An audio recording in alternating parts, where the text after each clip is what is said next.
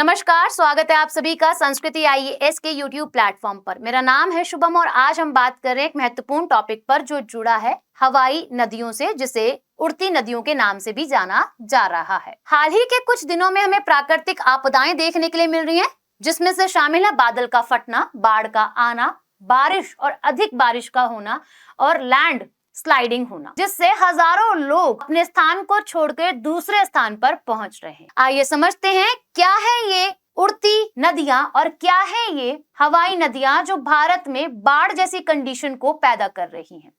इसी के साथ साथ जो उत्तर भारत से लेकर दक्षिण भारत को प्रभावित कर रही हैं। तो हाल ही के हफ्तों में हमें भारी बारिश और बाढ़ के कारण से भारत के कई राज्य प्रभावित होते दिखाई दे रहे हैं। इसमें से शामिल है दिल्ली, उत्तराखंड, हिमाचल प्रदेश, गुजरात, राजस्थान और केरला राज्य। इस दौरान हमें भारी वर्षा, बादल का फटना, लैंडस्लाइड और बाढ़ जैसी प्राकृतिक आपदाएं देखने के लिए मिली है, जिसके कारण वर्ष हजारों लोगों को विस्थापित होना पड़ रहा है। उत्तराखंड में भारी बारिश के कारण पहाड़ों का खिसकना और कहीं ना कहीं कारण यह बना रहा है बाढ़ का। दिल्ली में भी बाढ़ जैसी हालात देखने के लिए मिल रहे हैं। ये समय है वर्षा ऋतु का और इस समय भारत में और दक्षिण एशिया में अधिक वर्षा होती है, तो यहाँ बाढ़ का आना कोई असामान्य बात नहीं है। लेकिन क्लाइमेट चेंज हाल ही के वर्षों में देखा गया और यहाँ पर जो बारिश होती है मौसम वाली, इसमें काफी ज्यादा इर्रेगुलरिटीज देखी जा रही हैं। हाल ही के वर्षों में जलवायु परिवर्तन ने मौसम की बारिश को अधिक अनियमित कर दिया है, जैसे कि सूखे क्षेत्र के अंदर भारी वर्षा का होना, वो भी कुछ लिमिटेड समय के अंदर। जैसे बात करें यूएई के रेगिस्तान के अंदर हमें बाढ़ जैसी कंडीशन देखने के लिए मिली है। वैज्ञानिकों के अनुसार ये ग्लोबल वार्मिंग के कारण हुआ है। ग्लोबल वार्मिंग के कारण नमी में बहुत अधिक वृद्धि होने से आसमान में तूफान का निर्माण होता है और इसे ही या फिर जिससे एटमॉस्फेरिक रिवर या फिर वायुमंडलीय नदी या हवाई नदी के नाम से जाना जाता है। नासा के अनुसार भी यही कि वायुमंडलीय नदियों की वजह से ही विश्व में लाखों लोग बाढ़ के खतरे का सामना कर रहे हैं। अब क्यों बन रही है भारत में वायुमंडलीय नदियां? कहीं ना कहीं कारण ग्लोबल वार्मिंग है और महासागरों के अंदर इवेपोरेशन जो हो रही है वो काफी स्पीड से हो रही है। तो हाल ही के वर्षों में जलवायु परिवर्तन की वजह से ही हिंद महासागर में वाष्पीकरण की प्रक्रिया तेज हुई है।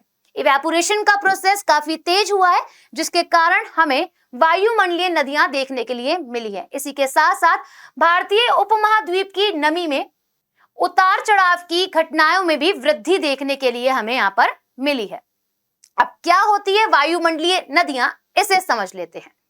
ये उष्णकटिबंधीय क्षेत्रों के अंदर बनती हैं और वहीं पर आपको देखने के लिए मिलती हैं।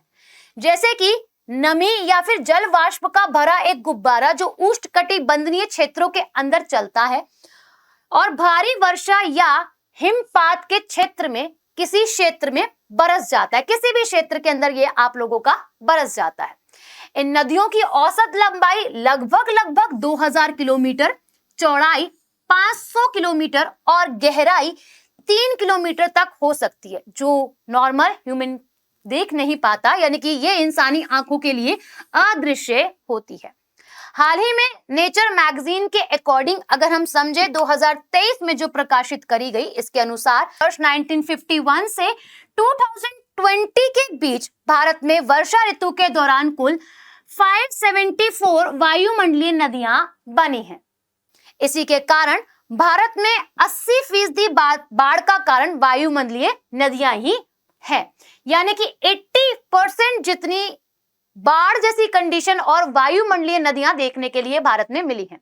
अब वायुमंडलीय नदियों से जुड़ी चुनौतियां क्या क्या है, जैसे कि वायुमंडलीय नदियों के और इससे संबंधित डेटा में कमी होना, इसी के साथ साथ क्षेत्रीय मौसम से संबंधित पूर्व अनुमानों में वायुमंडलीय नदियों के बारे में जागरूकता का सीमित होना, ये कहीं ना कहीं कारण है। अब एक सवाल आप सभी के लिए कमेंट सेक्शन में जरूर बताइएगा। इसी के साथ आप सभी बताइएगा कि आप किस राज्य से संबंध रखते हैं जहां आप ऐसी कंडीशंस को फेस भी कर रहे हैं? कमेंट सेक्शन में जरूर बताइएगा। मिलते हैं आप सभी से नेक्स्ट वीडियो में।